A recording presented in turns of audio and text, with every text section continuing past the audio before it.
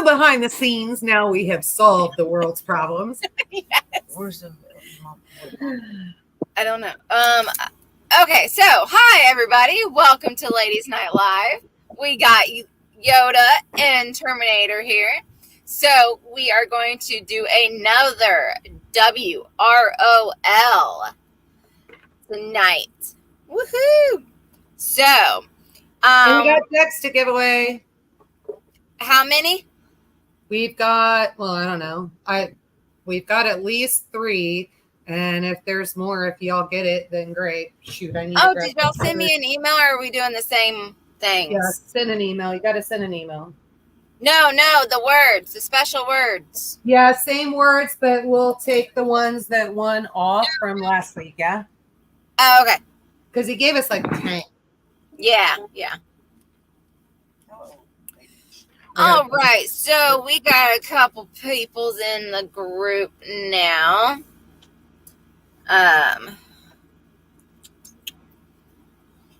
Can you hand me my book?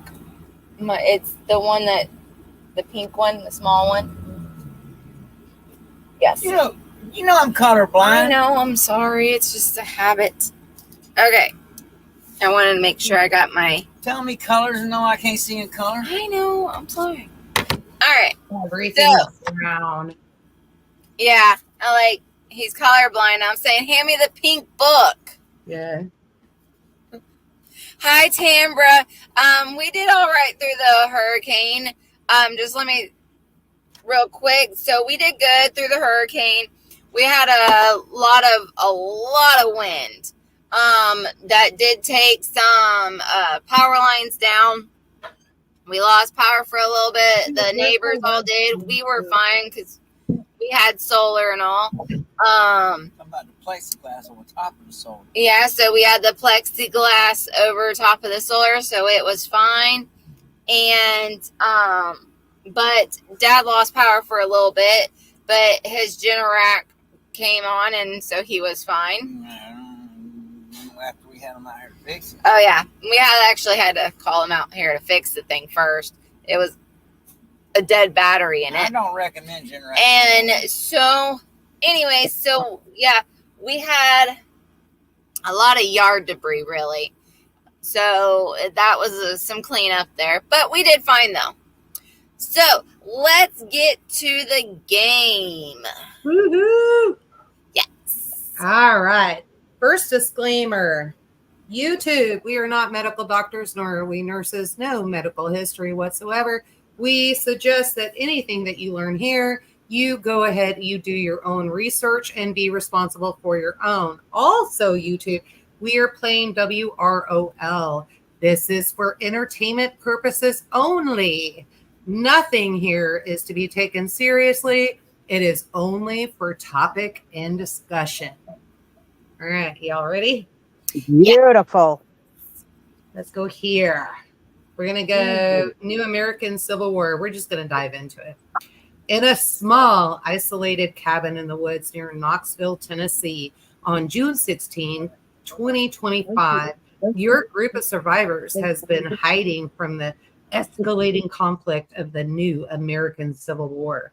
One night, you hear a loud noise outside and discover that the cabin is surrounded by a large group of hostile cannibals. Yes, we said it, cannibals. They demand that you hand over one member of your group to be sacrificed, or they will kill all of you. Your group also has a prisoner whose only crime was trying to steal your food. What would you do in this situation, and how would you weigh the lives of your group members and the prisoner against each other? Yikes. Hmm.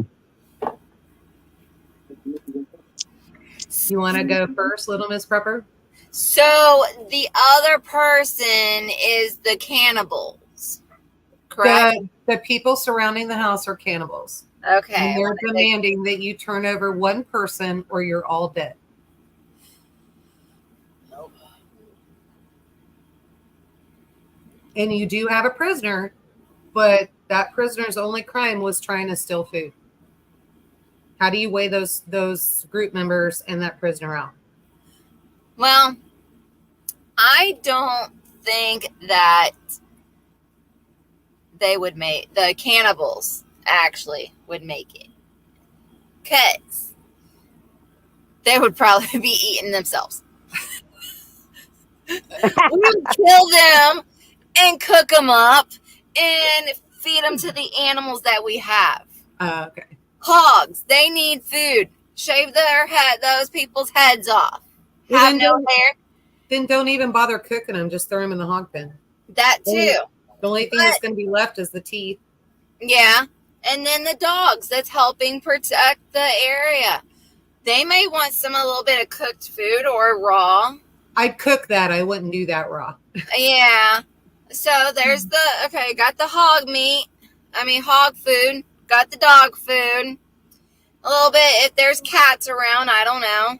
Okay, Maybe. so how many people are in your circle in your encampment? Because y'all been hiding out, right? That's what Yeah. they said. You've been hiding out. So how many people are actually in that group in your compound that can take on? Let's just say you've got 20 or 30 cannibals. They hunt that big.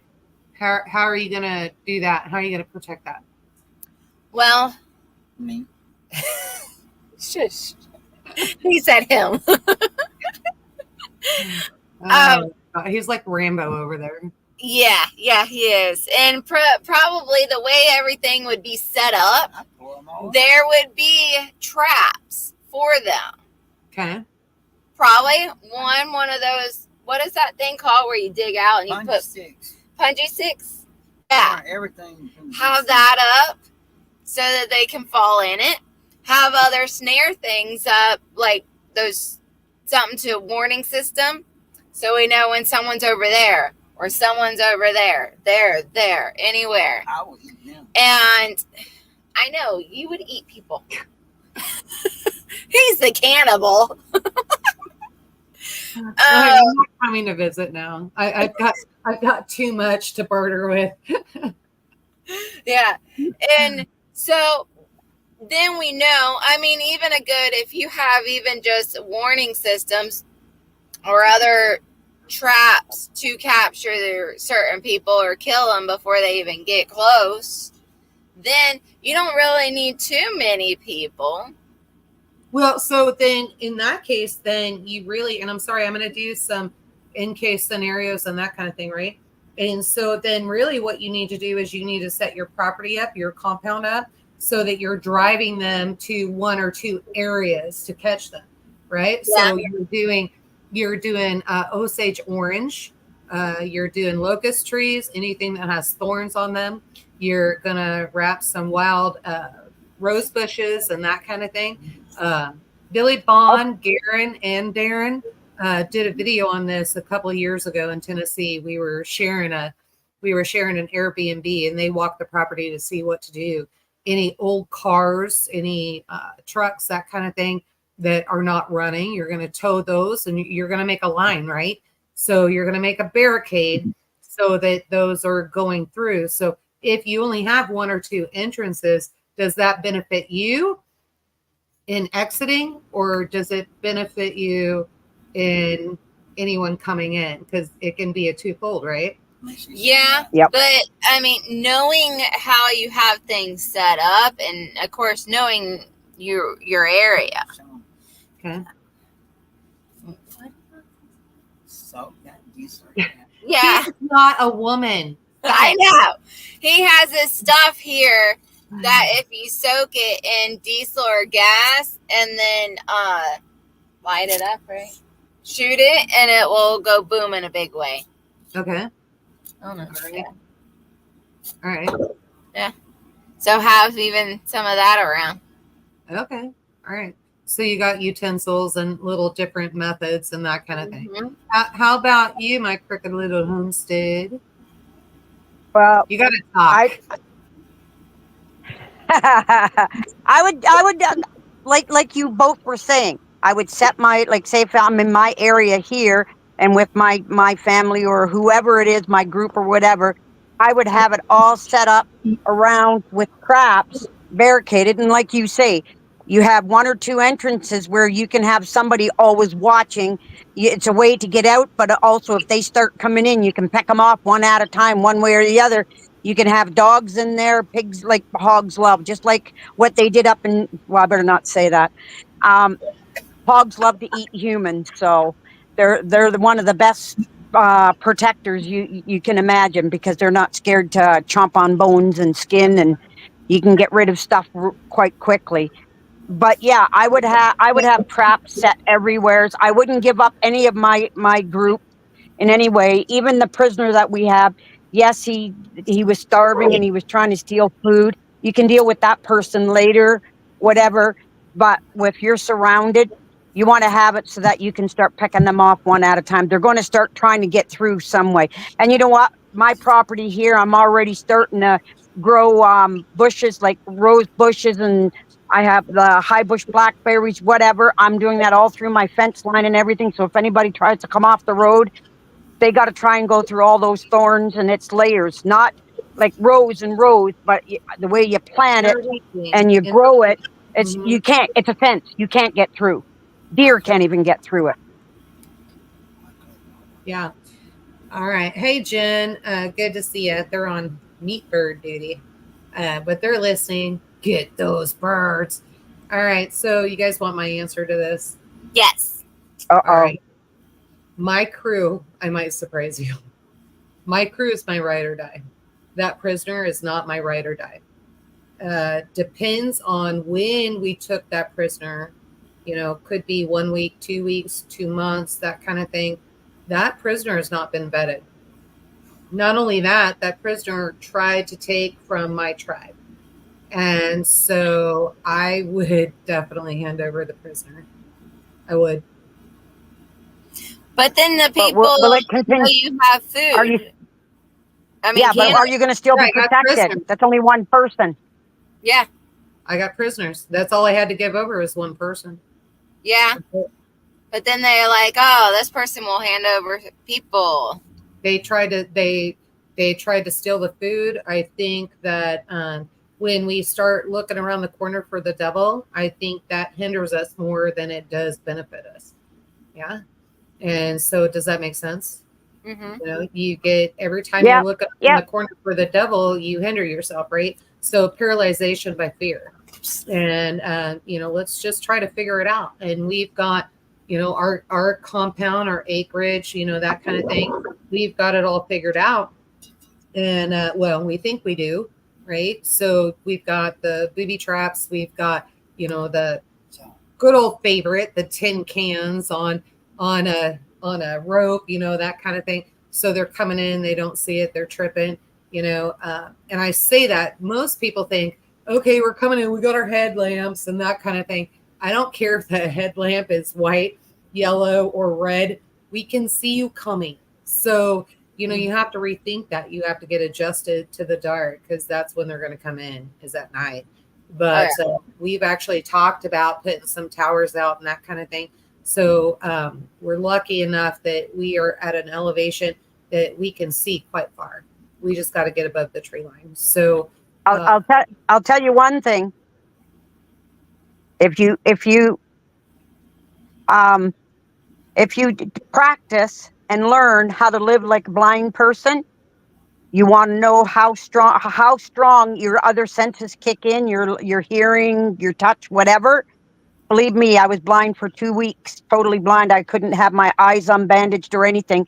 And I learned to be able to still do everything at home in the dark. Well, and my other senses kicked in so strongly.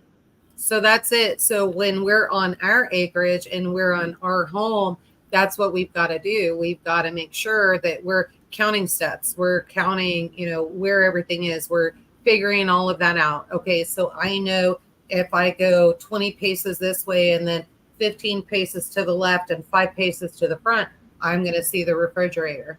And I can usually feel, and I know if I'm feeling beef or if I'm feeling chicken, that kind of thing. So I agree with that, but I'm talking about being on somebody else's land, right? So if there's other people coming in, They don't know what paces to take and that kind of thing. And if they do, you're screwing up somewhere because that's somebody who Yep. should not have been on your property in the first place, right? Yep. So, Yeah. all right, so let's go here. We're going to go to World War III since we dove in so deep. During World War III in 2037, a group of foreign men appear suddenly at the gates of your community located in the outskirts of Atlanta, Georgia. They say they come in peace, explaining that they are conscripted soldiers. We did this one all right. Can I throw this one out? Yeah. Yeah.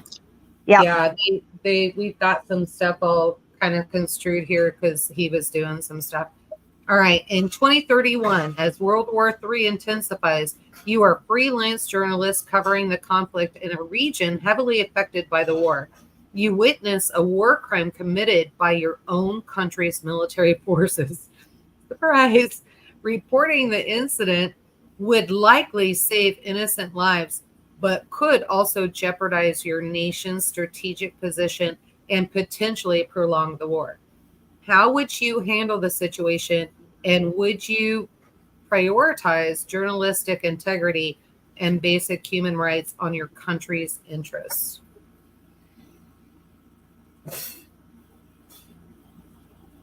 Lucy, you're in deep thought. She's in Yeah. deep thought. Little Miss Prepper, you guys want me to go first? Yeah. All right. So this is really interesting because this has actually happened.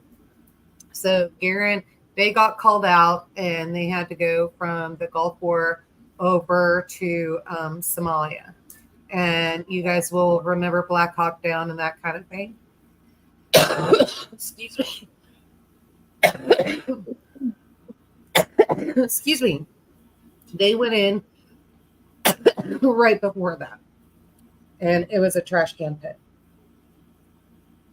This was supposed to be a total surprise. Journalists actually got a hold of it and knew the SEAL team that was on the ship was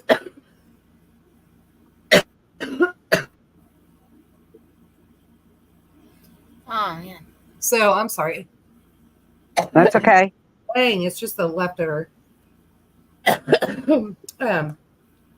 Journalists got a hold of it. It was a top secret, supposed to be top secret. And the journalists opened up with cameras on the beach. It compromised a lot. And so it could have been a lot of dead men.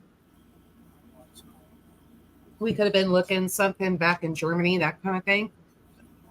We're lucky that it was a third world country and they weren't set up for that. So I think unless it affected my family immediately, I think that I would keep it quiet. But I'm also a military brat and a military spouse. So I know what top secret means.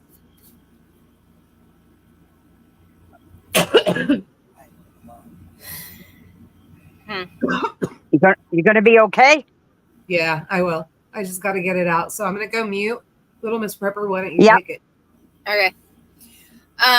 Yeah, so I was thinking the same thing as well though. I mean, Here, Lucy, I cooked you some nice chicken. Thank you. Sorry. it's okay. That's so cute. So yeah, I think I would though also keep it quiet. I mean, there's some things that you don't need to say as well. Especially if it's top secret. Yeah, really. You know what I mean? Yeah. When there's something, guess I need to buy Yoda just to. Yeah. So keeping things quiet. It is top secret. Things don't need to be said. No, I agree with you 100%. Yeah. Do you have anything to add to that, Lucy? No, I disagree with I agree with both of you about when there's things that are supposed to be a top secret or it's given in secrecy and not to be because it could jeopardize. You don't want to be you don't want to be like I used to be called when I was a kid, a motor mouth. You know what I mean? Go out talking and telling. Then this way here you're not just jeopardizing yourself. You're jeopardizing everybody that's involved. So yeah, I wouldn't say I would keep it a secret. I wouldn't say a word. Yeah. Damn. You're sitting there choking and I'm sitting here eating chicken. I put a cough drop in. All right. If it's mucus, it's going to take a while to come up. It's all stuck down in your throat and into your chest. It's not. It's not mucus. I had that. And it's been coming up, but this isn't that. Dry. Scratchy. Oh, yeah. That's why I thought maybe if I put cough drop in. You need a toddy, Yoda. Yoda, you need a toddy. I need something. I'll be out at SRE this weekend. Carrie and Amanda will take care of me, so we'll see what happens. They usually do. All right. Let's go to government. See if I can get it out. All right. On March 11, 2028, in the ravaged remnants of Minneapolis, Minnesota, you are a citizen who has been falsely accused of being an Indian of the we did that one too. Guys, I'm sorry. Garen and I both have been doing this, and it's been crazy. March 15th. That's okay. March 15th, 2031, in the desolate remains of the Memphis, Tennessee, you are a citizen who has stumbled upon a hidden cache of weapons and supplies. We did this one too. Dang it. What in the world? We're going to start rubber banding these so we don't repeat them. Yeah. On February 21st, 2026, in the shattered ruins of Charlotte, North Carolina, the government has implemented policy that focuses citizens to relocate to designated zones based on their ethnicity, effectively surrogating society. Your family is of mixed ethnicity and faces the prospect of being separated. Do you comply with the government's policy, knowing that your family will be torn apart, or do you risk defying the government in an attempt to stay together, potentially endangering your family's safety? I have a real smart-ass comment to that one, but we'll let you guys know. I wouldn't jeopardize my family. I don't listen to the government now as it is. So if it's my family, I protect my family in any way I have to. Any means, any use, any way. Yeah. Hey, Bug Out. Bug Out's in the chat. Bug Out, your card should be on the way. Oh, you changed your picture, Bug Out. I just now noticed that. She's a rebel. Yeah, she is. Yeah, I'm the same way though. Not jeopardizing my family.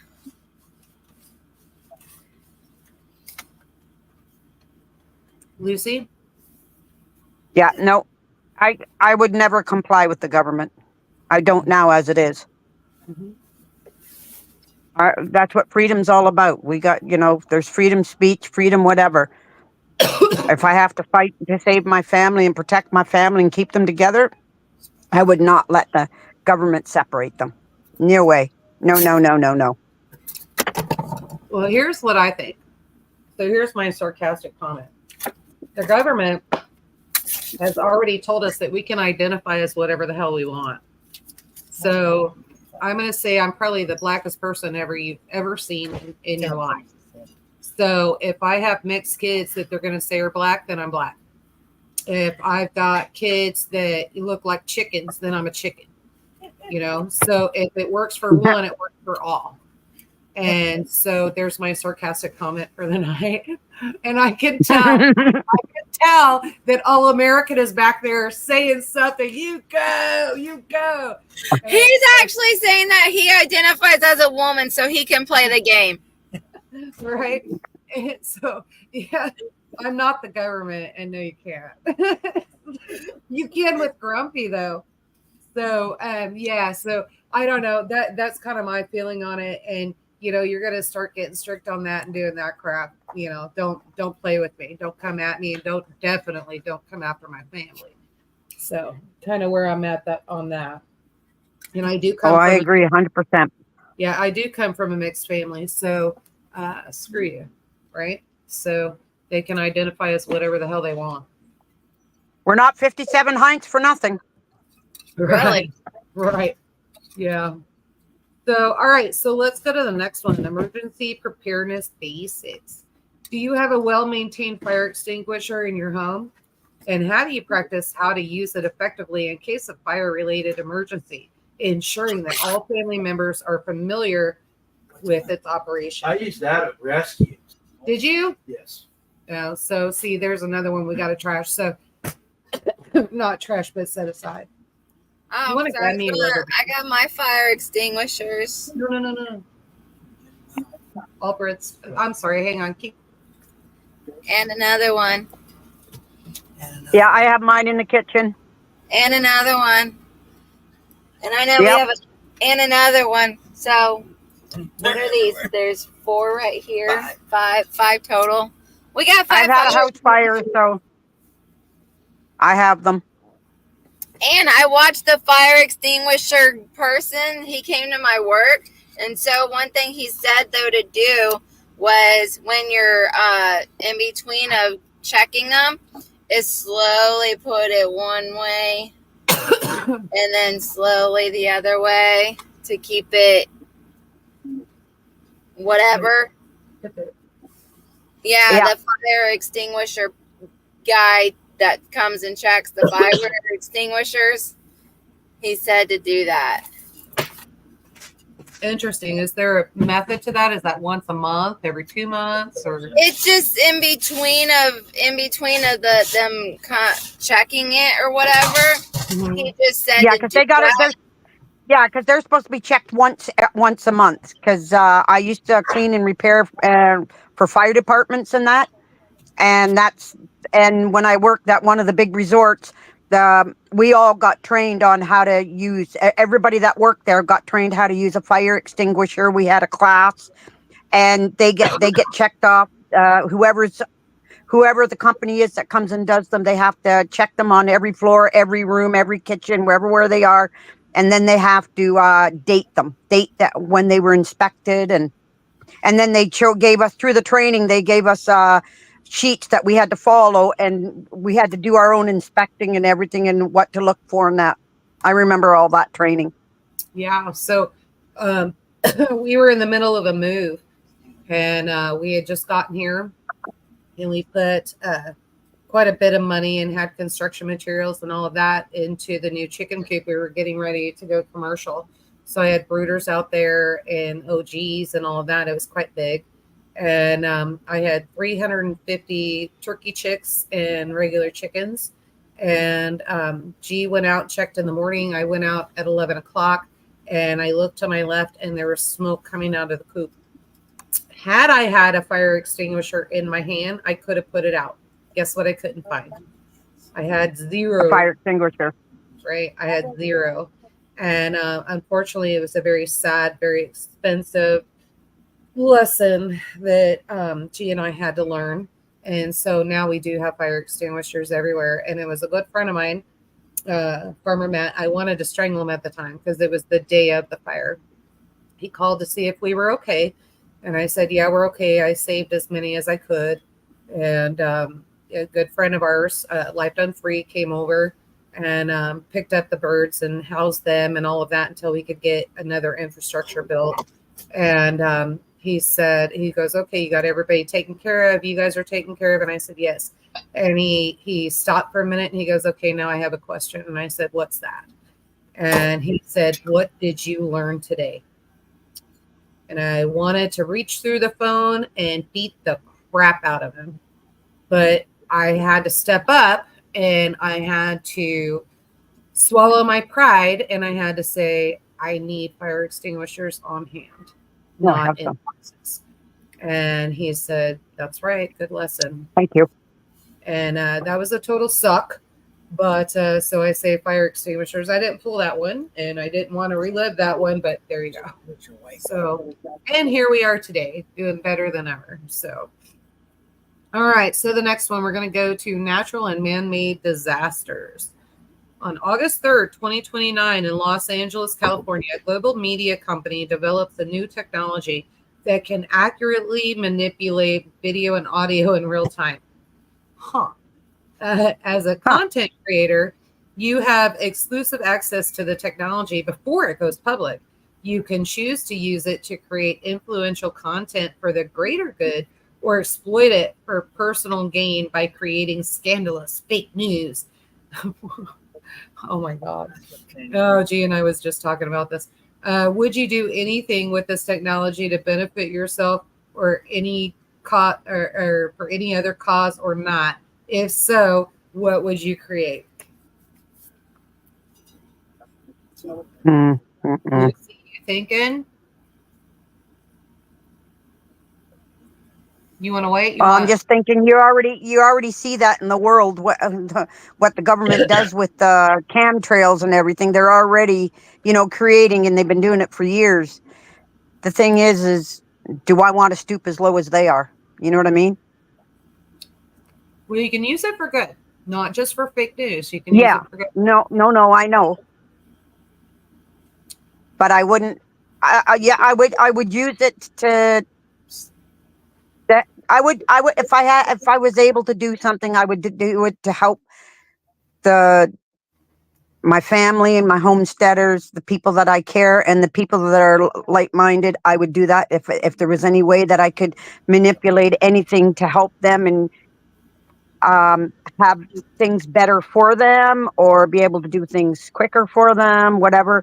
Other than that, yeah, that's the only thing I would do. It would have to be to use it for the good, that it will help and serve a purpose. I'm just going to intersect something here real quick. Rabid, Skane's girl, can one of you or both of you, excuse me, go over to our YouTube channel, All About page, and put up the link for WROL, please? We've got people asking in here. So. And then also really quick, Yoda, Rabbit put something up about the Home Depot 5-gallon water fire extinguisher. A link. 5 gallons? Who the hell needs 5 gallons? Well, I guess out by a chicken coop or greenhouse is a good idea. That's not a bad idea. Okay, I'll look at that. Yeah, or if someone lives in a wooden house. Yeah, not the YouTube channel, Jen. I need the WROL link. You guys can save some money ordering there, and he'll get those right out. He's good at shipping. So, Skane's girl, if you can get on that. But yeah, so on this one, did you answer, Little Miss Proper? No. Why don't you go? So, I think I would do it for the good. I mean, if I get info, I'll get it out for good. That's also what our channel we try to do as well anyways, is honesty. So we'll put out the honest truth about things. Yeah, I think definitely they're using it for negative. What G and I were talking about was the WNBA and the things that are going on right now with Clark and hot mess. Anybody that follows that or just follows conservative news, it's a hot mess. And so now anybody that's watching a women's basketball league apparently is a racist, and there's racist things that are being thrown out and all this crap. No evidence on camera. Nobody's recorded it. Nobody else has heard it. Just one player, not Clark. And the only reason why people are watching is because of Clark. And the only reason why they are getting some of the advertising and sponsors that they're getting is because of Clark. So like if Clark is over, the entire thing is over. And so I don't know, no more sponsors and that kind of thing. So the fake news is coming. They're proposing all of this fake crap and thinking that it's going to make things better. They're going to make more money. It's controversial, so people are going to watch, and that's not what's happening at all. So Clark's team, they'll play. I forget what Garen called it, fever or something like that. They'll play. You have millions of people watching, breaking records for WNBA. And as soon as they're done, nobody watches anymore. It falls down. So, there's a lot of jealousy, a lot of cattiness and that kind of thing. And so media is not helping. And there's just some real crap going out there. But I think that we do utilize these tools now.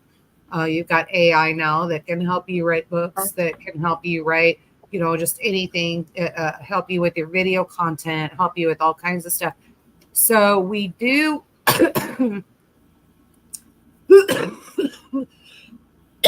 Excuse me.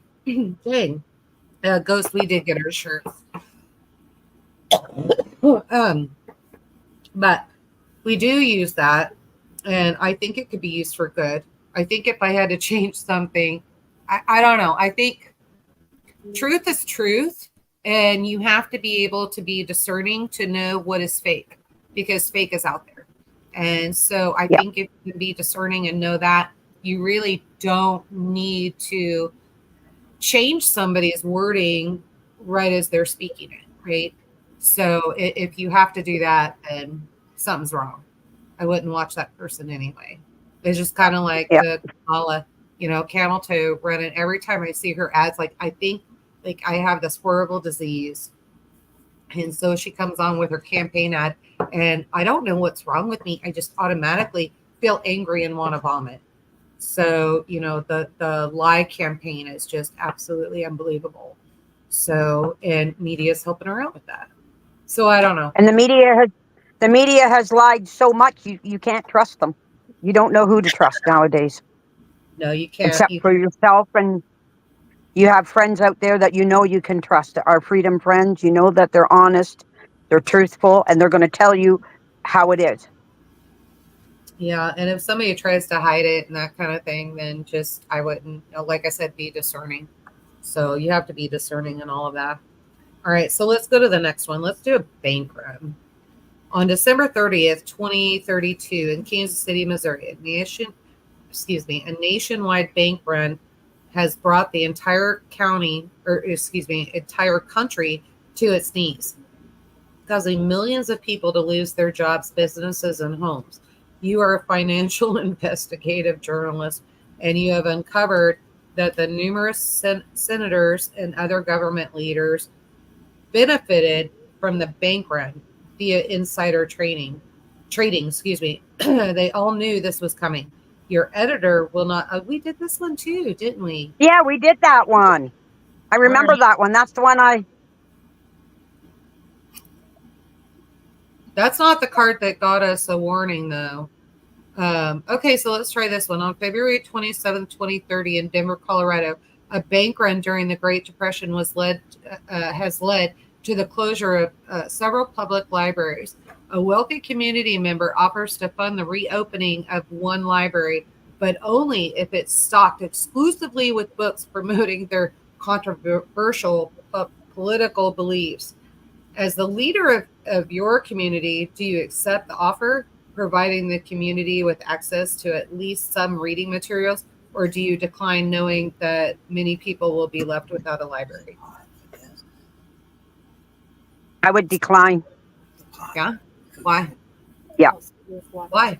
Well, because they in the agreement to open the library, they only want their contents, only what they have or what they're providing.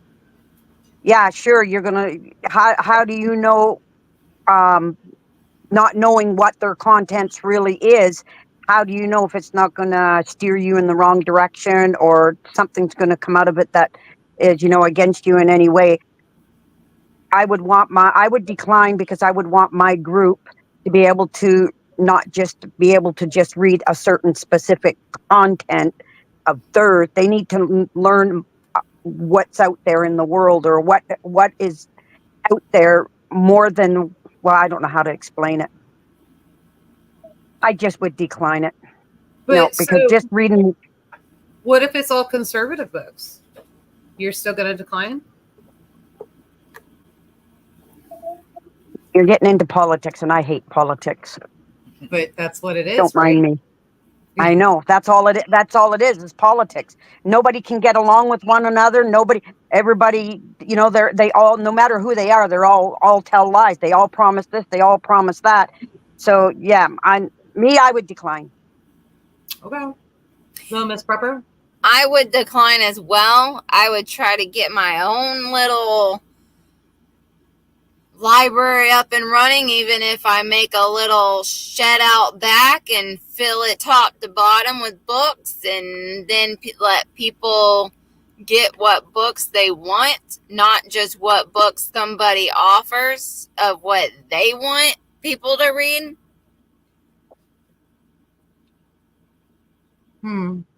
Because, yeah, I would open up my own little bookstore. I mean, not even my own library. Fill it top to bottom. I agree 100%. Try to You're gonna put all books in there. You're gonna let everybody read. So you're gonna do the child pornography. No, not those type of books. You're not a guy. You're a girl. Old for Okay. your parents for a sex So- change. I mean, right? If you're gonna do one, you're gonna do well. Rabbit kind of said the same thing. Either you let everything get read or nothing. Christian I'm just valued devil's books. advocate. I would do more Christian valued books in my library. Okay, so you will be selective in what Yeah. you do. Yeah. Okay. Yeah. I'm not gonna lie, I would be selective as well. And I think if somebody came at me and they were from a more true biblical world belief, that kind of thing, I think I would take the money. But I also say, if it's somebody from the other side that I don't agree with, like the child pornography, my two dads, my two moms, et cetera, you're talking 1-2% of the population. And so now we're changing libraries for that kind of crap. And I'm not going to teach my kids that, nor do I want anybody in my community to know that. So what I would do, and like out here, we have the leave a book, take a book. And so you build these little book houses and you put them out in the front yard, and people will come in and they'll take a book and they'll leave a book. And so we can kind of do that. And then you can, kind of view what's in there. If something's inappropriate, non-biblical, and You can pull it. You can remove it. Right. So, yeah, I'm not gonna take the money either. But I would say if it was somebody that was like-minded, I would take them, because we have homeschoolers we need to think about. We've got a lot. Now, that being said, we also had a local library that shut down solely for the fact that a coffee pot got stolen. I kid you not. Wow. Somebody took home a coffee pot. So now the library has to be shut down. I think that was more county dollars than anything else, and I don't think that was appropriate. But anyway, let's go here. All right. No one's saying any of the magic words. I know. Come on, guys. Okay, so hold on one second. So everybody in the chat, we have Grumpy got some words up that are special words that if you say one of these words, you can win your own personal deck of the WROL cards. So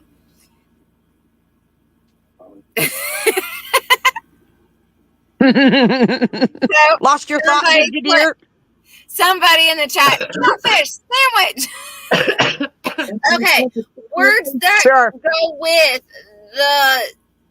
the WROL cards.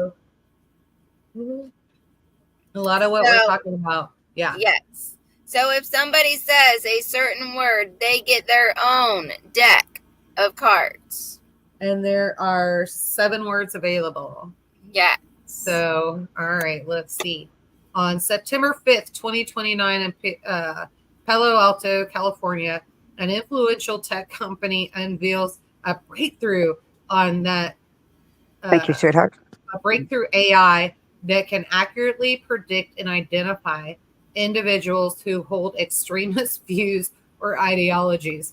As a civil rights advocate, you are alarmed by the potential misuse of this technology. Like, really? Which could lead to widespread persecution of people for their beliefs. Do you fight against the implementation of this AI, risking that the company's wrath and potential legal repercussions, or do you stay quiet and hope that the technology is used responsibly? Oh gosh. Who wants to take that one first? I just love what Lucy said at first. What did I say? Did I say something I wasn't supposed to? No, you just, the way you said, oh gosh. They're so long, and I'm trying to remember everything she's reading. I know. Yeah. And I'm trying to think. So Lucy, you guys are definitely dealing with it in Canada, and we are too here. So basically, they've got AI that's going on, and this is what's happening. And why? You guys, just stop there for a second. Just stop for a second. You guys are all going on about, I don't listen to the news. I don't have TV. I have nothing to do with my government if I can help it, because it's all crap. But what is AI? What does it stand for? Artificial intelligence. And so basically they've developed this computer program that can change your words. Like, I could literally sit and say the alphabet A, B, C, D, E, F, G. And then this program can actually put everything that I say into sentences, paragraphs, the whole 9 yards. And so I can just type in and go, I want to write a book on disaster relief, right? And it will literally write it for me. So all I need to do is go in, and then I can edit and make sure that it's developed and that kind of thing. So like, basically it makes it super easy where you don't have to do anything. You don't have to work for anything. But now you guys know I don't use AI. I need to use AI, but I don't. And this is why I'm 1.5 years into my cookbook. So if I had AI, I could just tell it, okay, here's the recipe, here's the ingredients, here's the how-to, et cetera, and it would write it all for me. But like, I'm too stupid to learn AI, so there's that too. That's modern technology, and I have no use for any of it. No, you don't. Yeah, nobody does. No, I'm old school. Everything's old school with me. Mm-hmm. Yeah, it is. I like that. Yeah. Mm. Yeah. So somebody said something about the devil, but yeah, AI it is.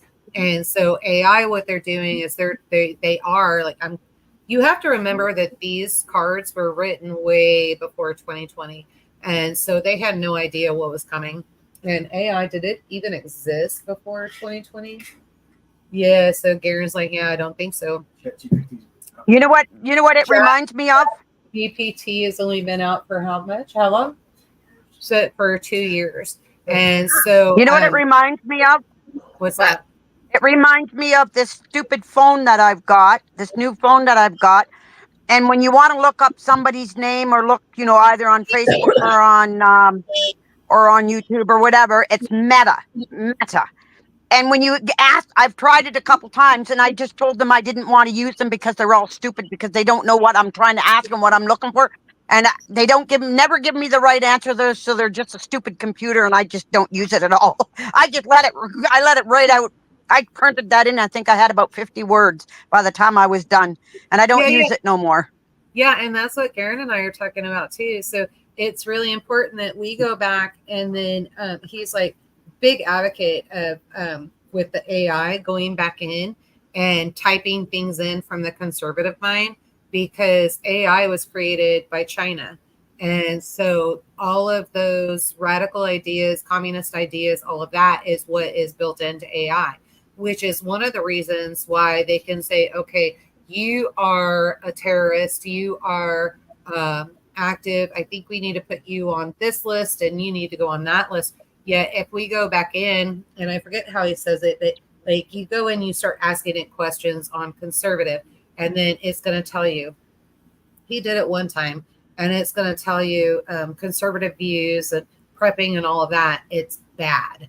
And this is only done by people who are aggressive and anti-government and that kind of thing. But you can actually go in and type stuff in and you can correct AI. But a lot of people don't do that. And so if you go back in and you correct it, then all of a sudden AI has to retain what you're saying. And so AI will use that and they'll say, such percentage says XYZ, this percentage says XYZ. So there's that. Hello, Miss Prepper. I don't like AI sometimes because well, for me, like even like how you know how some people talk on their phones and it does like that. It listens to me pretty good, but All American, it hates him. It makes him want to have a heart attack. So I mean, having AI, I could see where on certain things, yeah, it can be helpful. I know I am not a great speller, so it's my spell check. I speak into what I want it to say, and I can know how to spell it correctly.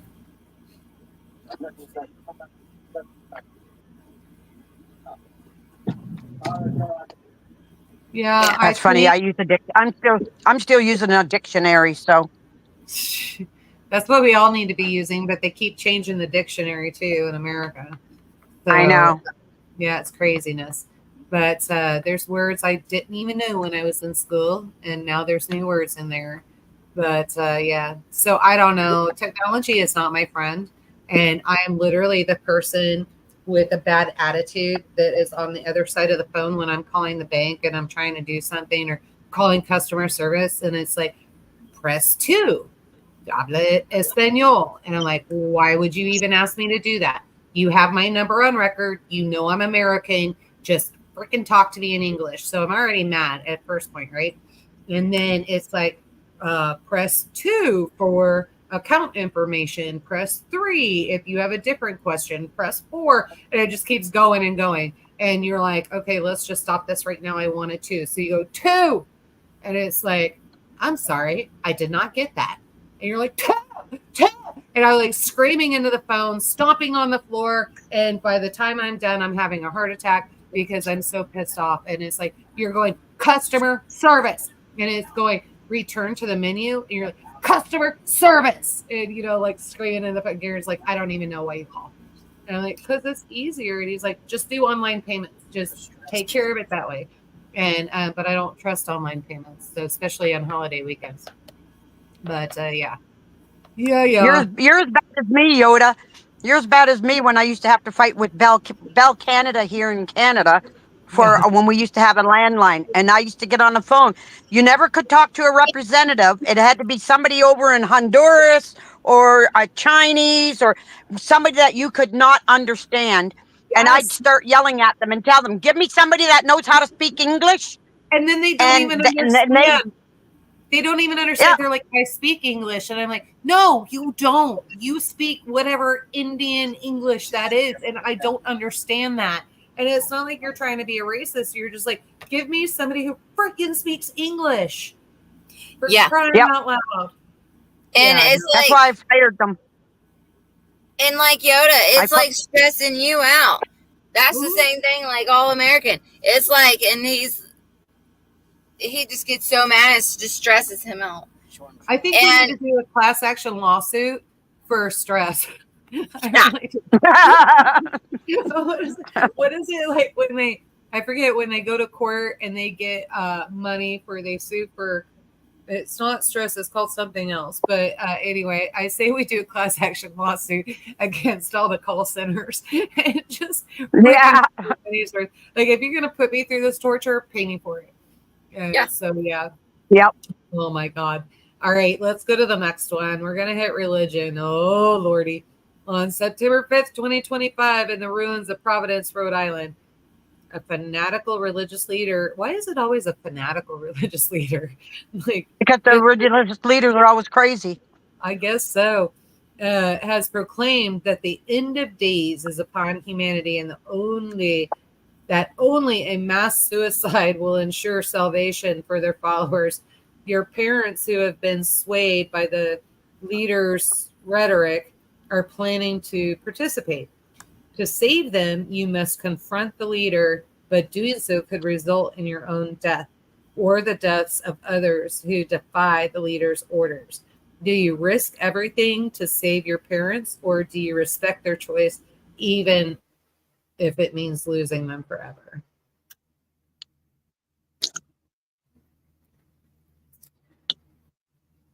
David Koresh comes to mind. You guys know who that is? No. All it reminds me of is all those from over the years when I used to have TV, watching all the all the cults, and how everybody followed the leaders and they did everything. Well, you know what? I wouldn't. Believe me, I would not. I would do everything in my power to protect my parents. If they want to torture me and put me down or whatever, kill me, that's fine. Let them go right ahead. At least my parents would be protected, because I'm a true believer of God. God's with me all the time. So you know what? I would never ever follow what no, I would fight it. I would go and I would not allow them to take my parents and influence my parents. I'd do everything in my power, because all they are is cults, the way I look at it. Did we lose little Miss Prepper? We shouldn't have lost. Well, we may be live in live stream, but she may have cut out on us. She'll be back. Yeah. I hope she'll be back. But yeah, so David Koresh was out of Waco, Texas, and then I heard saw somebody said Jim Jones vibes, and so yeah, I would agree with that. Those are all cults, and Yeah. so U.S. is like infamous for cults. They're everywhere. My daughter-in-law's dad actually was in a cult at one time, which cracks me up because you would never think it. But he got out. I don't know. Like, I think I would confront him, but I think I would do it a little bit different. I would probably take him for a walk, and he or she would not come back. Usually they're men. And Yeah. usually, I mean, not always, but usually the followers that are following them, they're looking for something, right? They're thirsting for attention. And you gotta have. And the thing is they're also looking for new ones that they can bring in, and that's part of their, like you say, they're thirsting. But that's the way the cults are. They try to, especially young girls. Yeah. Look at oh my gosh, Charles Manson. That's what he did. He preyed upon girls that wanted attention and love. And that's how he kept getting them. And then he would reward them by how many people they killed. Pretty damn sad. But you know what it kind of reminds me of? I went I'd say about 6-7 years ago. I went to look. I applied for this job, and there's a camp here, a girls' camp. I was told it was a Jewish girls' camp. I went and applied as a cleaner. And when I got there, well, I didn't know nothing about their rabbis, what they call their rabbis, their priests, or whatever you want to call them. mm-hmm. When they introduced me to him, the people that had hired me that were running the place for them, I went to shake his hand, and he just stood back. He pulled his hands, and she says, "No, rabbis don't. You're not allowed to touch a rabbi." And I didn't know that, right? Mhm. But working there and cleaning, and it was the most uncomfortablest feeling that I ever had, and I couldn't handle it. I could not. I walked away from it because it was to me. Maybe that's their way of their religion or whatever, but to me, it felt like a cult. Are you talking about It was like all the young Jewish girls. religion? You're saying rabbi. Were they Jewish? Yeah, it was a It was a Jewish camp. It's a Jewish camp, and it's all just girls. Hmm. Yeah, it's Interesting. really. It just. I've never felt so uncomfortable, and religion don't bother me, but I never felt so uncomfortable as I was there, and I couldn't handle it. I had to walk away from it. I Yeah, couldn't live with myself. interesting. And I would wonder, so they sound more Masonic, I guess, so more traditional, the old ways, Judaism. So probably Yeah, that's a lot of traditionalism and that kind of thing.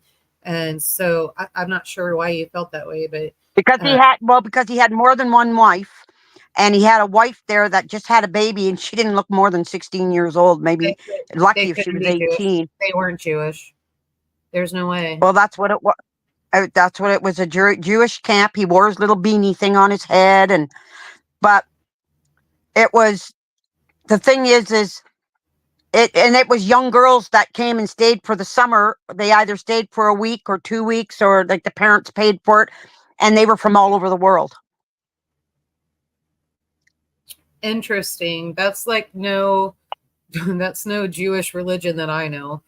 But And it's yeah, only open in the summertime because it's a summer camp. It's closed yeah, in the winter because I had to go in and all the girls were all there, but I started I cleaned all their bunkers and everything. They all kept thanking me and blah blah. And but then when it came down to do the kitchen and everything, the kitchens were so dirty. They were never cleaned before anybody arrived. There was mouse poop all over everything. There was cans of tomatoes and everything, and food that was in cans that was there from the previous year, and they just got me to wipe everything off, and they reused it, and I just couldn't handle it. yeah, craziness, huh? I don't know, Mr. Red Flag. Thank Yeah. you for that.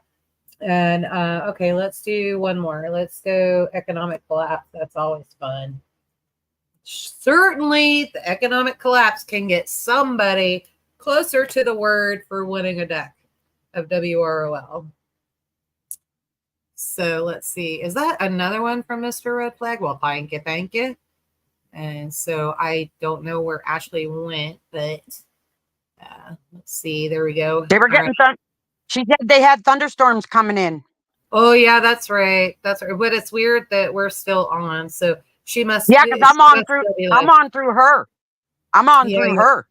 yeah, I am too. But right now we're on our channel. So, and I guess I could Okay. look. I haven't looked up to see if we may still be connected to her channel through ours. In 2011, Ireland faced a banking crisis that led to significant cuts in public services. You're an Irish social worker in Dublin, and your caseload has dramatically increased due to the crisis. You must decide which families receive priority assistance, knowing that those who don't may suffer extreme hardship. Spreading the assistance equally wouldn't make that much difference to anyone since there are too many families that need help. What criteria would you use to determine which families you would help and which would suffer? Yeah. See, with me, a little bit goes a long way, the way I look at it, and I wouldn't let anybody suffer. They say that, it wouldn't make much difference if you divided it evenly. To me, it would. Rabbit, Because thank you know you. what? Because the way I look at it, it wouldn't be right to give it to one and not to another. You know what I mean? If you had the ability to be able to divide it equally amongst everybody, and that everybody could use whatever you're dividing, no matter what it is, whatever you're dividing, then it would be on their part. Once you divided it, would be on their part to, to use it responsibly. Like, you do I realize would, they're in the social system, right? So like they yeah, don't know how to use it responsibly. You're going to have to no, figure I out how know to that. divide it. Yeah. Yeah. But the thing is, if you, okay, say if you have, like, because we got a lot of families like that here. Yeah, they give out so much to everybody, and then they're not going to use it for food. They're not going to use it for this. They're going to use it, for drugs or for alcohol or whatever, all their abuse stuff. But you know what? When you're there and you give it out responsibly, evenly, You do whatever is realize done they're social after. workers, right? They're social Oh, workers. I hate social workers because I've kicked them off my property. Believe me, I don't believe in them because they're not fair. I've had to deal with them with my son, and when they came on my property the one time because somebody said my granddaughter wasn't getting enough of this, getting enough of food or anything. That person, he was scared to come on my property to talk with my son because my son was living here because he was scared of me. Mm. He was. My son said, "Mom, I had to go sit out in a vehicle out on the road because they're too terrified to come in on the property because of you." And I said, "Well, they better be scared because I don't believe in them because they don't treat everybody fairly, Yeah. and I don't. They're nasty people. I don't have Yeah. anything nice to say about them. Yeah. I have There's some some good ones, history. I know. There's some good ones out there, but there's some bad ones. But there's I've pros and never, cons. What do you I do? look, I'm going to tell you right now, and I love my family members, and including my mom. I've never met a social worker that hasn't had some baggage. And so most of them have so much damn baggage that they feel like they need to go save everybody else. The problem is when they go save, quote unquote, everybody else, they cause more damage. And so Yeah, even sometimes at the cost of their own family. And so my I mom had a I'll, knack I'll give for you taking I'll give you a care prime of with her. example. Years ago, when my kids were small, I had a nosy sister-in-law. She called the children's aid on me and said that we had our water was poisoned in our well, wasn't fit to drink. We weren't feeding our kids enough. So they came and did a surprise visit. And I lived on a farm way down in a gully, a quarter-mile long laneway. And my kids were at school. My husband was at work. I was doing laundry using an old wringer washer. So I had 5 kids and I got all these piles of laundry hanging out, all sorted out so I could get all the laundry done. And she come knocking on my door. I opened the door and I said, "Can I help you, ma'am? What are you doing on my property?" And then she told me who she was and that she'd gotten a call and everything. And she wouldn't tell me who, but I knew who. And she wanted to know about our water. I said, "Well, the well's down there. You can go and get a sample of it if you want." I said, "My well is well used. I'm right now doing it. Takes me all day to do laundry. So the water runs good. We get it tested every spring, every fall." I said, "I don't know who in their right mind would tell you that it wasn't." And then I turned around and I opened every cupboard door and I had livestock. I took her outside, showed her all my chickens and my pigs and my goats. And I had all that. And I said, "So you think we're starving? Look at what I've got." And you think, and then I showed her our big garden. And I said, "Whoever told you think my kids are starving? They go to school every day with fresh vegetables, fresh fruit. They get a sandwich. They get homemade desserts, not store-bought desserts, which they help and learn how to cook." I said, and so she sat me down at my table and she said, she says, "There's the days that I hate to do this because there's people that can't mind their own business Mhm. and bother families that Yep. there's nothing wrong with." Yep. I said, "So I don't need to see you guys here again. There's nothing wrong." And you know and what? part, They never bothered me again after. and part of the issue is that you have people that they I'm going to try to say this very carefully. 'Cause I see it. I see it all the time, especially Kansas, Missouri, Midwest is just terrible for it. And you have people that think that your kids are starving if they don't have a Twinkie in their mouth, if they don't have Burger King or McDonald's Happy Meal, if they don't have Yep. any of the crap that's making them fat and causing cancer. If they don't have any of this, then they're quote unquote starving.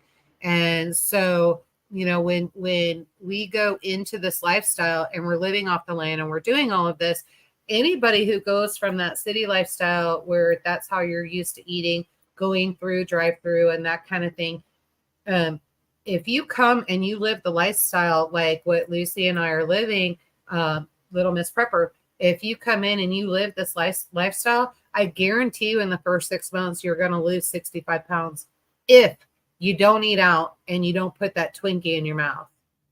Like there was somebody, I had to go get some supplies because we leave for festival here pretty soon. And so I'm cooking and doing all of that. So thank you for the break. I appreciate it. I meat pies are next. I got to get all the meat pies done tonight. And so I like going through, and I was over, what was I looking at? I can't remember. Oh, chips. And then next to the chips, because I'm also doing some meals for friends of ours. I've got a private chef for them. And so I've got to get some meals for them before we leave as well. And so I was over there grabbing that. And like, I'm not going to lie. Hang on. Sometimes you have to have a guilty pleasure. And so, yes, that is my guilty pleasure. But I haven't had zingers in years. And I'm like, we're going to be on the road. I'm going to need chocolate. It will calm me. Right. And so, but I heard somebody, and the girl goes, it was her and her husband. I think it was her husband. They talked alike. So I'm guessing it was her husband. And she was, oh my gosh, the box got bigger. And I didn't know what she was talking about. And she looked at him and she goes, look at this. And so, of course, I'm curious. So I turn around and I look, great big, huge box of 16 count of Twinkies. Like the boxes keep bigger and bigger and bigger. And he's like, I forgot what he said. It was so cute. But said something like, oh, holy cheese. That's craziness. And so, something like that. And it was really neat. And but I turned around and I was like, 16 count, like that's a 10 count. I'll probably eat one on the road, save one for the road on the way back. And 8 of them is probably going to go to the kids at camp. And so, they usually know Yoda's got some treats. And so, the stuff their mom and dad won't let them have. And which I did not get Pop-Tarts. And I definitely have some homeschoolers that come for the Pop-Tarts. They're like, oh gosh, because they want that. But, yeah. Mom doesn't let me have those except for here because she knows you sell them. And so, but I did not get Pop-Tarts this time. So, but I'll have zingers. So I'll just give you one of those. And yeah, anyway, so I don't even know where I was going with that. All right. So you want to do another one? 8-11. You want to go emergency preparedness basics? Because that seemed to be pretty good. Okay, we'll do one more. One more. Okay. All right. Let's see what we got here. In the event of an extended power outage or communication network failure, do you have backup energy sources such as portable generators, solar chargers, or battery powder? It does say powdered. That's weird. I think or battery powered devices, and a plan for staying informed about the situation and receiving updates from authorities. Well, I do. If when the power goes out, I have I have 3 different types of generators. I got 2 gas generators and I got a diesel generator.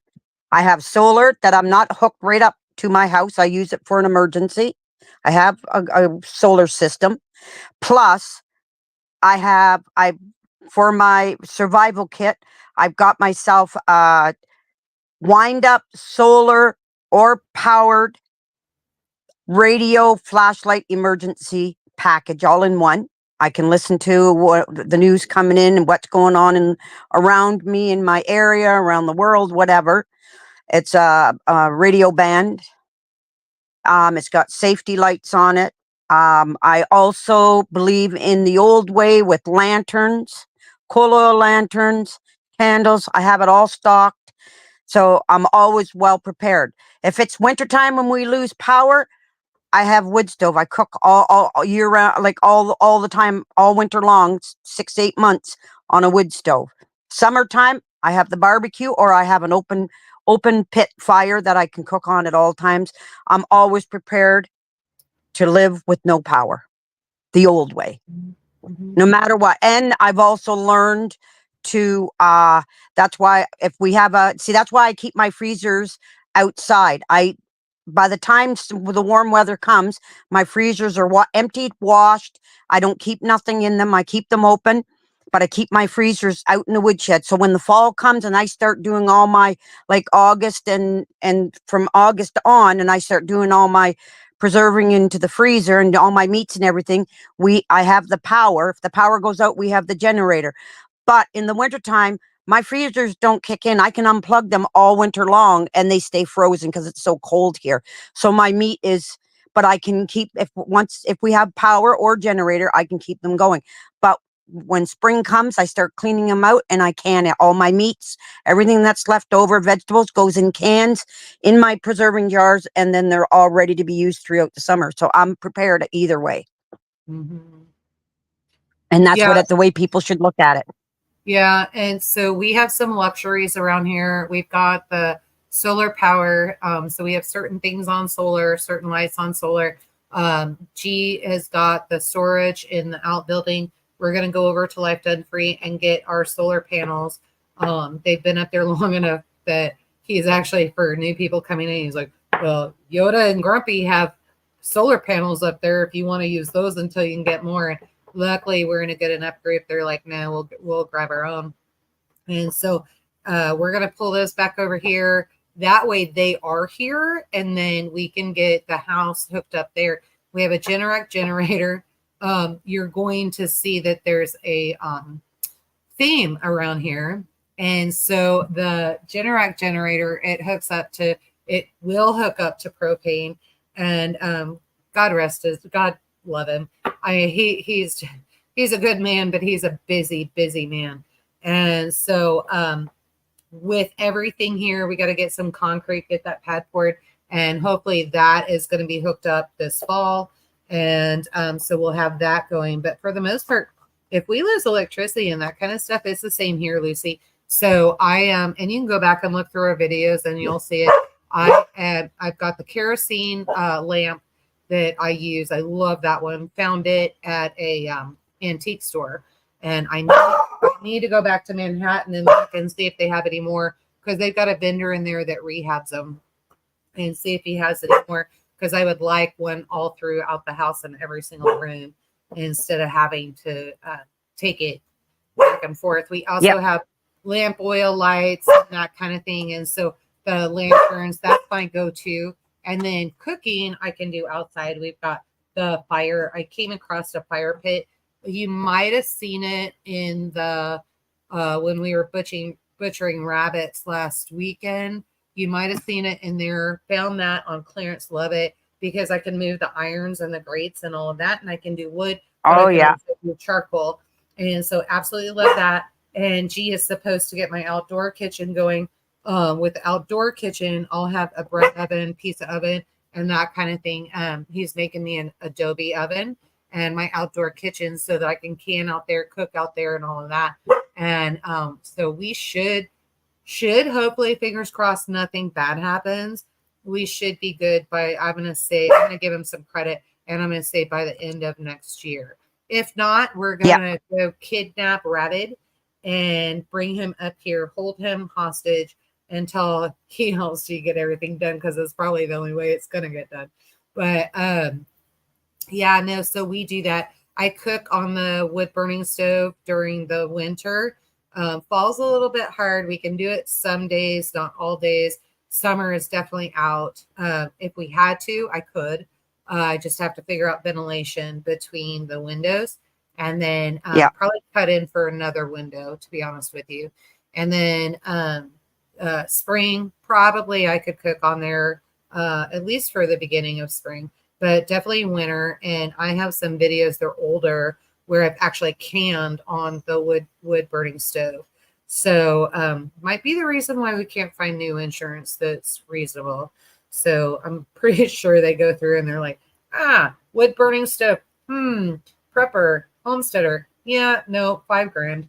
And so every time the insurance agent puts a wood burning stove, it's like an extra $1,000. But I don't know why. We know how to use it better than somebody else. So I'm not even sure why. But My home burnt by because of electricity, because we were changing, like you got a house that the house that you're in now, you've been doing remodeling and redoing room to room, right? You do one yeah, room at a time as you can yeah, afford it. And looking and going and pulling after the house fire and the remains that are there, I've been going around down in underneath and pulling all the old wiring out so that because we can take it in for money, right? yeah. And in between, I'm not an electrician. Everybody know that I'm not an electrician. I'm not a licensed electrician, but Do your own research. yeah, do your own research, whatever, because I took it in when I was going back to school to get my chemistry credit. I had to study electrical and for part of my exam. And I have a son-in-law that's an electrician, and when you go from plug to plug, you don't take two pieces of wire and join them halfway with mark connectors and just leave it like open like that in the wall. Well, this is what I found from where the parts of the place where we hadn't repaired, like we hadn't replaced anything, but parts of the certain walls that hadn't burnt. This is what I was finding. But yet it got passed way back in the 80s when the house was built. You know what I mean? So when you're buying something, and like you're saying, the insurance goes up and up and up because of a wood stove. Yep. 95% of the fires around here were all electrical, nothing to do with wood burning at all. Here the same. So, It's the why? same here. Yeah. So why would they, but that's why the house insurance I can't afford here, because the amount of insurance I would have to pay for house insurance, it would take mine and half of my husband's pensions that we live on. That's Mhm. how high it is here for a wood stove. Yeah, it's insane. I even asked Garen because we were trying to figure out cutting the budget and all of that. And I was just like, do we really, like, we own our house, our property? Do we really need homeowners insurance? And he just kind of looked at me and he got a grin on his face. And he's like, oh, you're so cute kind of thing. And he looked at me and he goes, honey, he said, as soon as, as well as I do, as soon as we cancel that, something bad's going to happen. Like, crap. Because my whole thought is let's just take the how many ever grand it is Content. every year and then throw it in savings account and have it if something bad happens. But he's like, the house will burn down. Yeah. 2 wood burning ovens under a pavilion, large gazebo. It's great. Yeah, that's what we're working on, Devil Dog. And so he's got a whole plan for me. He's got the slabs already poured and that kind of thing. He's just trying to figure out. I think he talked to you guys about it. And so he's bringing the bricks on and then going to figure it out. I think somebody suggested some kind of, I don't know, like a cement glue or something like that. I don't know. This is like Yeah, his you territory. can get it. Yeah. Yeah, it's like his My territory. husband's a retired stonemason. He over 30 years he did stonework. Yeah. And some of the fireplaces and some had inserts, some were the old fashioned fireplaces with no inserts, and there's all types of glues and whatever that is heat resistant Yeah. that you can use. Yeah. Yeah, that's what he's looking at. I think it was Rabid HG, and he got, I think, Gregory Kissel, and oh man, there were several that just threw out a bunch of ideas. So everything's affordable. It was not like it's not going to kill us. So it was great. No. I can't wait to start using for it to get built and start using it. I'm super excited. Can you imagine? I can just Oh put all yeah. this bread out there and, oh, you want pizza for dinner while I'm making bread? No big deal. And shove it in there. Man. What it's I so like damn what fun. I like about an outdoor kitchen that you can close, like for here, I would have it so that I could close it up for the winter because I wouldn't use it in the winter. But in the summertime, spring and summer and fall, you can store all your canning stuff out there. You don't have to have, like me, I've just got a small little house, so like a cabin. So this way here, I'm like all American prepper and little Miss Prepper, where I don't have buckets under my bed or anything, but you got buckets stacked up and everything all over. Well, all my canning pots, all my canning supplies and everything, and Hey, an outdoor kitchen is perfect to store them. you're not living unless you got buckets and canned goods under your bed. I'm just saying. Like, I swear, I think people come over to my house and they look in my bedroom and they're like, what the hell is wrong with this person? Like, we're not going to starve. That's Not a right. big deal. Yeah. Not a big deal. But Nobody's yeah, going to look under your bed. no, you can definitely see it. It's a raised bed. And Yeah. so, because we needed storage under there, we needed drawers and that kind of thing. And so it's got drawers on the end, but not on the sides. And so you can Yeah. definitely see. But Well, see, if you're my hungry, you know where the manwich is, and you know where yeah. all that. So it's all right there. But yeah. See, my sister-in-law has a log cabin in the middle of the town where just the town that I live just outside. They have a place up in the city about an hour from, not quite an hour from here, but the cabin they have is nestled in trees. It's a log cabin that used to be a hunting camp. They use it from spring to fall. And that's what her husband did. He built the wooden box with 4 storage units in it. And they took a sheet of plywood, put hinges on it, flap it down, and then they put the mattress on top. And when they want to store stuff and put stuff and close it up for the winter, he hides all his tools and everything in there. And it looks just like an ordinary bed built on a box, you know what I mean? On a frame. So you Yeah. wouldn't know that there's storage. And that's where they stored a lot of their stuff underneath the bed. Yeah. That way. Devil Dog says he's got the Pioneer Princess in that outdoor kitchen. So we have a friend that has Pioneer Princess, and it's in his cabin in the kitchen. He's not too terribly impressed with it. And then I have a friend that has a Kitchen Queen, and the Kitchen Queen, I'm starting to pick up on a little bit better as she learns it and that kind of thing. I like the Kitchen Queen, but we're just not set up for that yet. Maybe possibly down the road, but I have a hard time when we have so much that needs to be done ordering a $6,000 off-grid stove. But if anybody has a used one, I have no problem redoing one, refurbishing one, right? And so I'd love to do that. We have another friend that got one and she refurbished it. Holy crap. I mean, it is amazing. I totally want, like, she needs to leave it to me in her will if something happens. I totally When need my it. husband and I first got married and we had the 5 kids, we were living in this house. It didn't have it had a bathroom, it had a toilet and a sink, but it didn't have running hot water, only cold water. So I always boiled. But there was an old antique cook stove that had all the chrome on it. It had the warming oven up top. It had the regular oven, and it had a water reservoir to keep water would keep warm on the side. And it was the year of it being built was 1904. That's how old it was. Yeah. I used to bake bread in that, and we made our soup, our stews, cooked on it all, even in the summertime, because we just have our doors open because of where it was, the way the kitchen was built. And I want one in here where I am now. Yeah. I miss my cook stove. I love my cook stove. I miss it. Skanes is going to get herself in trouble here, and she's also going to get me in trouble because there's still a $50. Yeah, there's still a $50 bill and a note laying on my counter.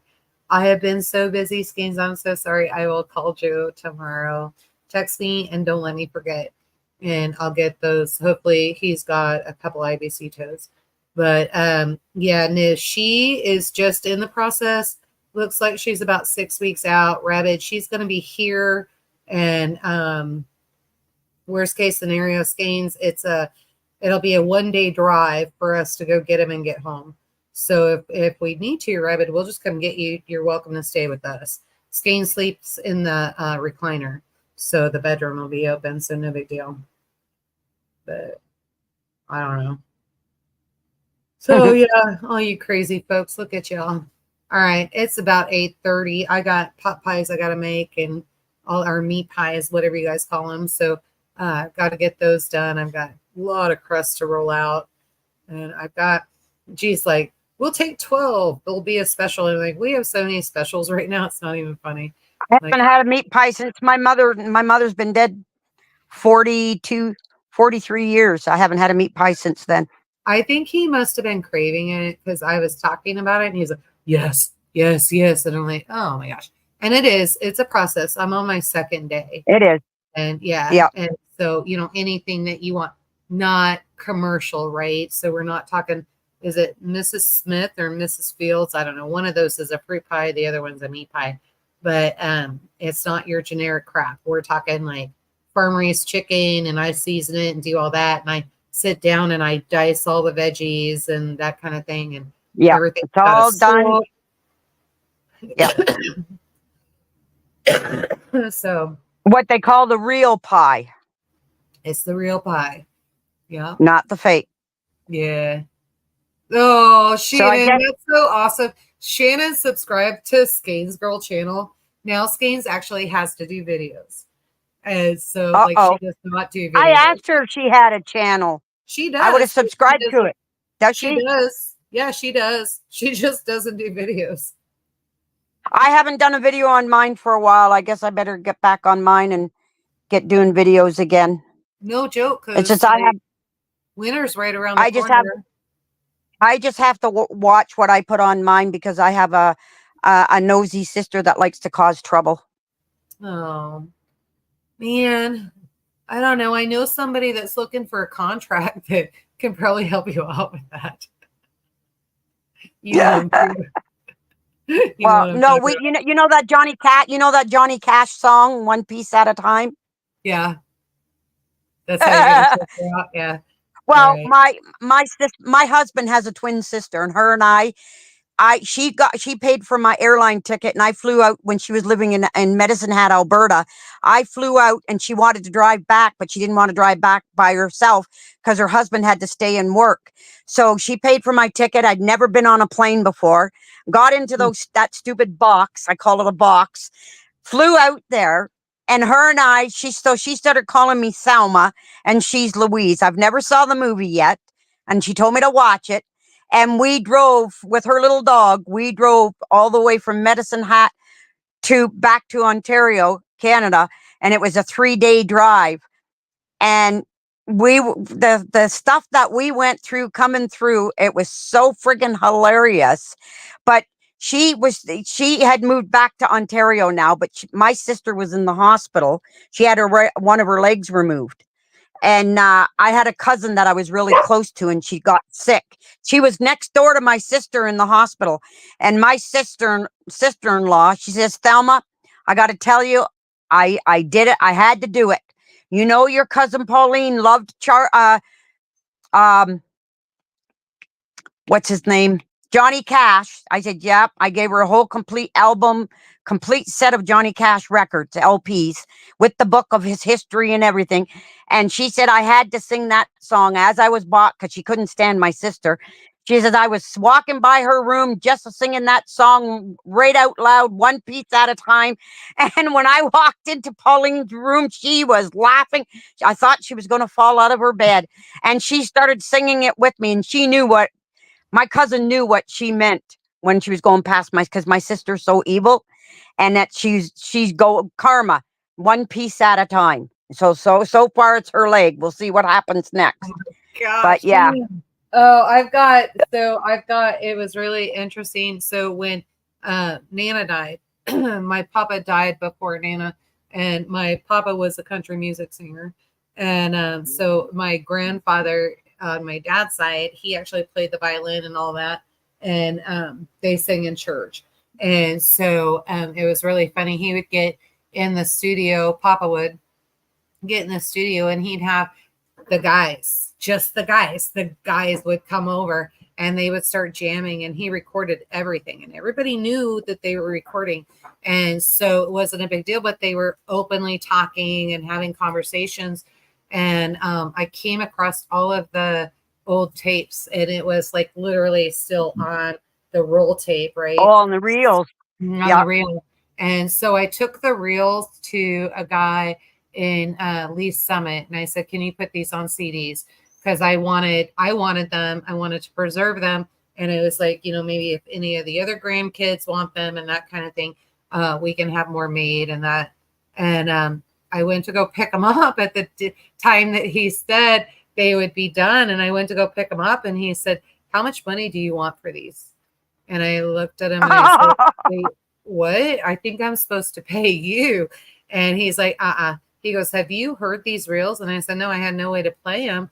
And he said, do you know what's on these reels? And I said, of course not. I had no way to play them. I'm assuming it was from my papa's studio. And all of a sudden he was like, who's your papa? Who do you play with? You know, this and that, da da da da.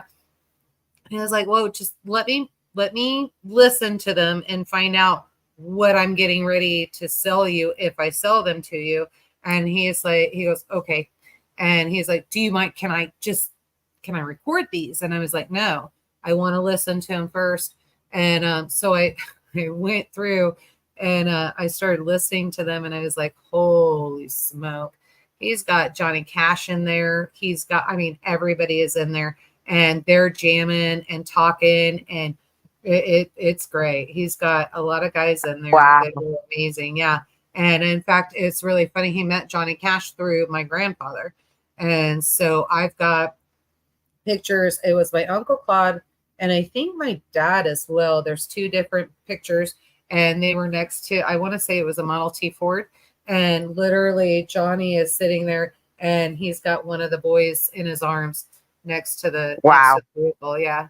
And so, you know, they all went to church together. They grew up together. So just kind of what it was. But it's a nice history.